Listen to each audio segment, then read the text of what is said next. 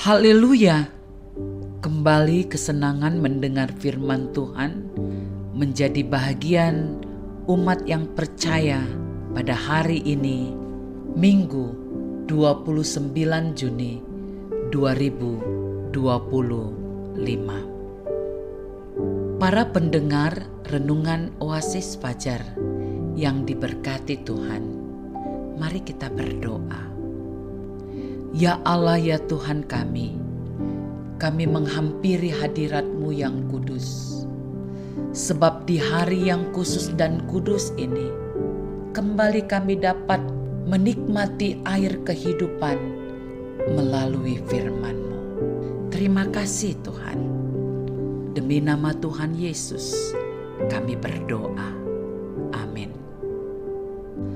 Saudara-saudara yang dikasihi Tuhan Yesus, pembacaan Alkitab kita terdapat dalam Yehezkiel 47 ayat 6 hingga ayat 9. Lalu ia berkata kepadaku, "Sudahkah engkau lihat, hai anak manusia?" Kemudian ia membawa aku kembali menyusur tepi sungai. Dalam perjalanan pulang, sungguh sepanjang tepi sungai itu ada amat banyak pohon, di sebelah sini dan di sebelah sana. Ia berkata kepadaku, "Sungai ini mengalir menuju wilayah timur dan menurun ke Arabah Yordan dan bermuara di Laut Asin, air yang mengandung banyak garam, dan air itu menjadi tawar. Sehingga kemana saja sungai itu mengalir, segala makhluk hidup yang berkeriapan di sana akan hidup. Ikan-ikan akan menjadi sangat banyak, sebab kemana saja air itu sampai, air laut di situ menjadi tawar, dan kemana saja sungai itu mengalir, semuanya di sana hidup." Air kehidupan dari Allah.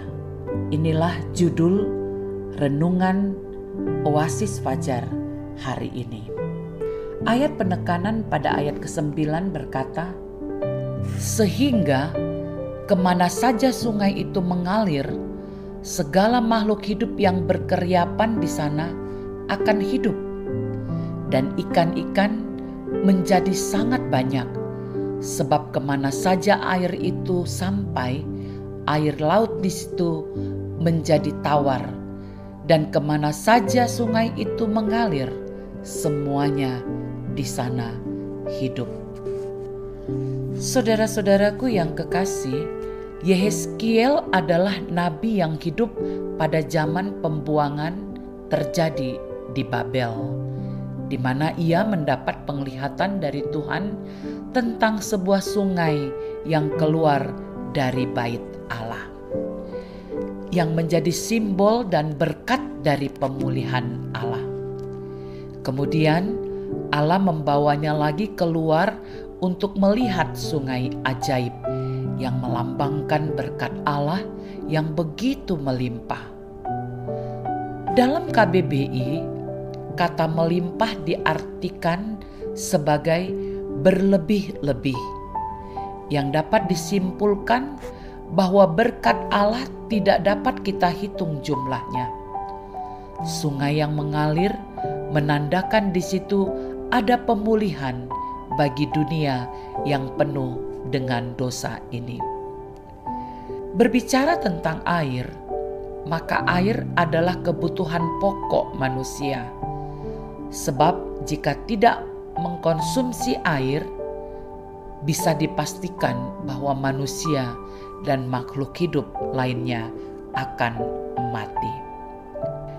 Air selain udara adalah zat yang paling penting dalam kehidupan manusia.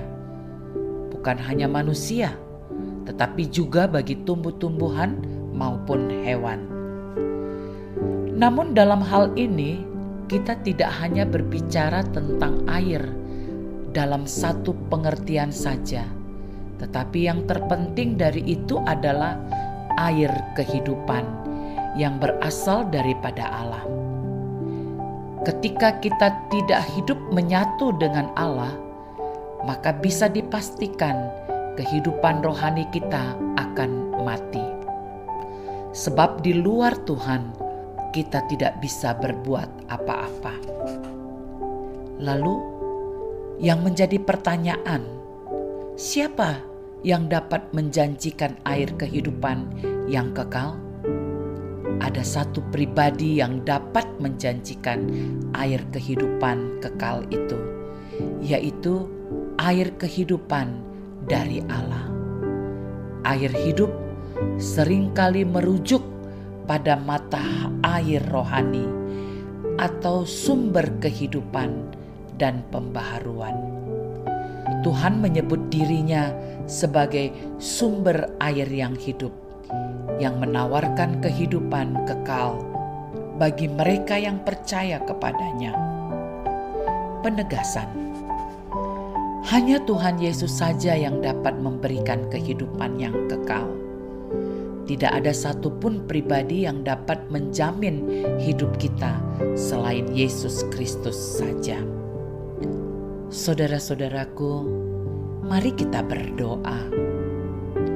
Tuhan Yesus, kami bersyukur kami memiliki Allah yang begitu mengasihi dan memberkati dengan berkat-berkat yang berlimpah, serta mengingatkan kami bahwa air kehidupan yang sesungguhnya hanya melalui pribadi Yesus saja.